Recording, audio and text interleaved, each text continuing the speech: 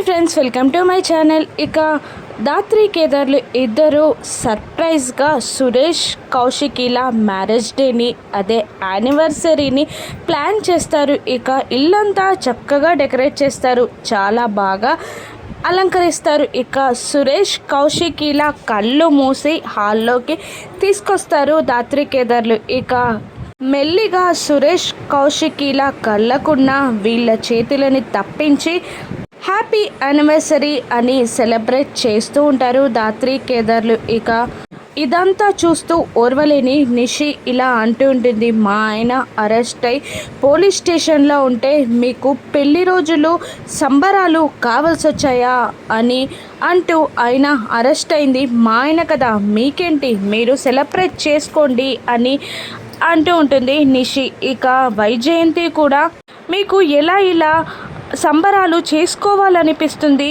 నీ తమ్ముడు అరెస్ట్ అయి జైల్లో ఉంటే నువ్వు చేసే పనిదా, మీరు ఇలా సంబరాలు చేసుకుంటారా అని వైజయంతి కూడా నిలదీస్తూ ఉంటుంది. ఇక వెంటనే సుధాకర్ కౌశికిని ఇలా అంటూ ఉంటాడు, నువ్వు వాళ్ళ మాటలు ఏమీ పట్టించుకోవాల్సిన అవసరం లేదమ్మా అని అంటూ వైజయంతికి నిషికి వార్నింగ్ ఇస్తూ ఉంటాడు. మీరు సంబరాలు చూడాలి అనుకుంటే ఉండండి, లేదంటే ఇక్కడి నుండి వెళ్ళిపోండి, ఎవరేం చేసినా కూడా ఈరోజు కౌశికి సురేష్ల పెళ్లి రోజు వేడుకలు జరిగి తీరతాయి అని అంటూ ఉంటాడు సుధాకర్. ఇక వైజయంతి నిషి ఇద్దరు కోపంగా లోపలికి వెళ్ళిపోతారు. ఇక నిషి కోపంతో ఇలా అంటుంటుంది, ఎవరు ఎన్ని డ్రామాలు చేసినా, ఎవరు ఎన్ని కథలు పడ్డా కూడా ఈరోజు పెళ్లి వేడుకలు ఎలా జరుగుతాయో నేను చూస్తాను అని అంటూ ఇక దివ్యాంకకి కాల్ చేస్తుంది నిషి. హలో నిషి అని అంటూ ఉంటుంది దివ్యాంక.